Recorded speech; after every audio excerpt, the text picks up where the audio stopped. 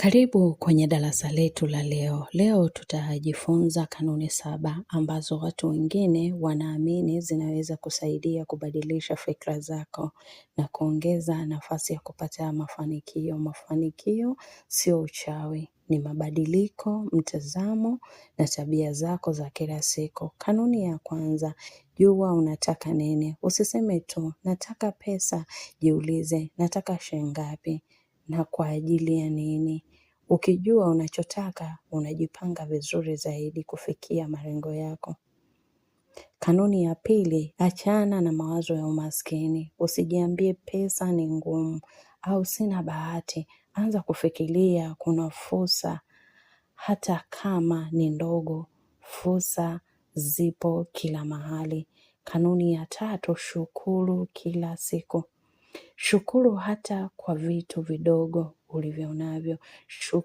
Shukurani inakusaidia kuona mema zaidi badala ya kulaumu kila siku. Kanuni ya 4, fanya kazi kila siku. Hakuna pesa inayokuja bila jitihada. Fanya kitu kila siku kinachokuletea maendeleo hata kama ni kidogo.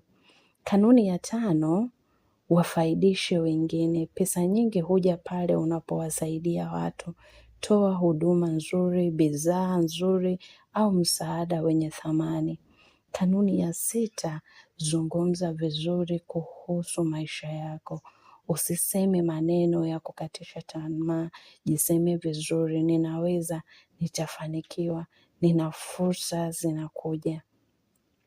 Kanuni ya 7, vumilia na kuwa na nidhamu. Mafanikio hayaji kwa siku moja. Endelea hata kama ni polepole, usikate tamaa. Tunasema kuwa na tabia ya kobe. Utaishi pia miaka mingi sana. Kama wewe unatamani kujifunza madarasa kama haya na mengi zaidi, basi hakikisha una like, lakini pia una share kwa watu wengine na una comment chochote kutuambia umejifunza nini leo.